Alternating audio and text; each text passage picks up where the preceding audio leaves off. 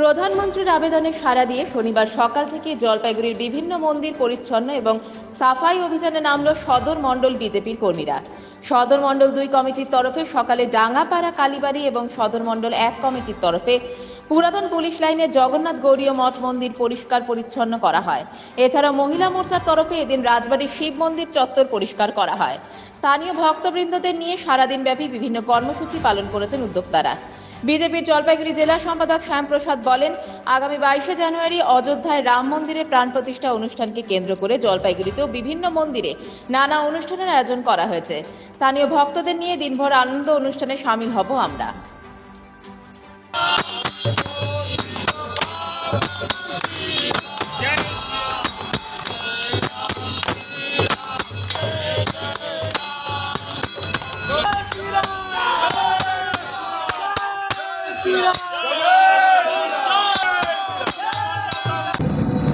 আমাদের দেশের যশস্বী প্রধানমন্ত্রী নরেন্দ্র মোদীজি ডাক দিয়েছেন যে 22শে জানুয়ারি রামলালার প্রাণ প্রতিষ্ঠা হচ্ছে অযোধ্যায়। তারই উপলক্ষে 14 থেকে 22 তারিখের মধ্যে আমাদের স্বচ্ছতা অভিযান, মন্দির স্বচ্ছতা অভিযানে ডাক দিয়েছেন প্রধানমন্ত্রী মোদীজি। তারই উপলক্ষে আজকে আমরা গৌড়ীয় মঠে, জলপাইগুড়ি গৌড়ীয় মঠে যে অবস্থিত শিব ঠাকুরের মন্দির আছে, হনুমান ঠাকুরের মন্দির আছে, রাধাকৃষ্ণ মন্দির আছে, জগন্নাথ ঠাকুরের মন্দির আছে, এখানে আমরা স্বচ্ছতা অভিযান করলাম। এবং মহিলা মোর্চার, আমাদেরই মণ্ডল 1-এর মহিলা মোর্চার পক্ষ থেকে রাজবাড়িতে শিব মন্দিরে আজকে স্বচ্ছতা অভিযান হবে। এবং আমাদের শহরে এবং জেলা জুড়ে বিভিন্ন জায়গায় বিভিন্ন মঠ মন্দিরে স্বচ্ছতা অভিযান হচ্ছে। আজকে সারাদিন এই স্বচ্ছতা অভিযানই হবে।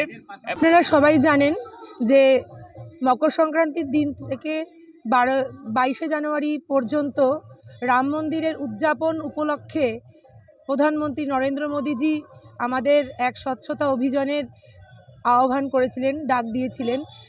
বিভিন্ন মণ্ডলের যে মন্দিরগুলো আছে সেই মন্দিরগুলোতে আমরা পরিষ্কার পরিচ্ছন্নতা করছি, তা সেই মন্দির প্রাঙ্গণগুলোকে আমরা পরিষ্কার করছি। বড় বড় মন্দিরগুলো তো রয়েছে যেখানে নিত্য নৈমিত্তিকভাবে পরিষ্কার পরিচ্ছন্ন করা হয়েই থাকে, কিন্তু মণ্ডলে যে ছোট ছোট মন্দিরগুলো রয়েছে সেই মন্দিরগুলো হয়তো প্রতিদিন সঠিকভাবে পরিষ্কার হচ্ছে না, সেগুলোকে আমরা পরিষ্কার করার মণ্ডল 2-এর পক্ষ থেকে উদ্যোগ নিয়েছি। আগামী 22 তারিখ দীর্ঘ 500 বছর অবসান হতে চলেছে, যা আমাদের অনেক পূর্বপুরুষরাই দেখেননি। রামলালা নিজের বাড়িতে বিরাজমান হবেন অযোধ্যার মন্দিরে, সেটার জন্য গোটা সব মানুষ উৎসুক হয়ে আছে এবং সবাই মানুষ আনন্দে আত্মহারা হয়ে আছে। এবং প্রত্যেকের বাড়িতে ভজন কীর্তন অলরেডি শুরু হয়ে গেছে, চলছে। 22 তারিখে অনেক জায়গায় প্রজেক্টর লাগবে, প্রজেক্টরে দেখানোর ব্যবস্থা হবে, অনেক জায়গায় ভোগ হবে, যজ্ঞ হবে, মূর্তি বানানো হচ্ছে। সব জায়গায় মানুষ নিজের মতো করে, এটা কোনো সংগঠন নয়, মানুষ নিজের মতো করে রামলালাকে স্মরণ করছেন এবং রামলালার জন্য সেদিনকে নিজের জীবন থেকে একটা আনন্দ বহিঃপ্রকাশ করার চেষ্টা করছেন।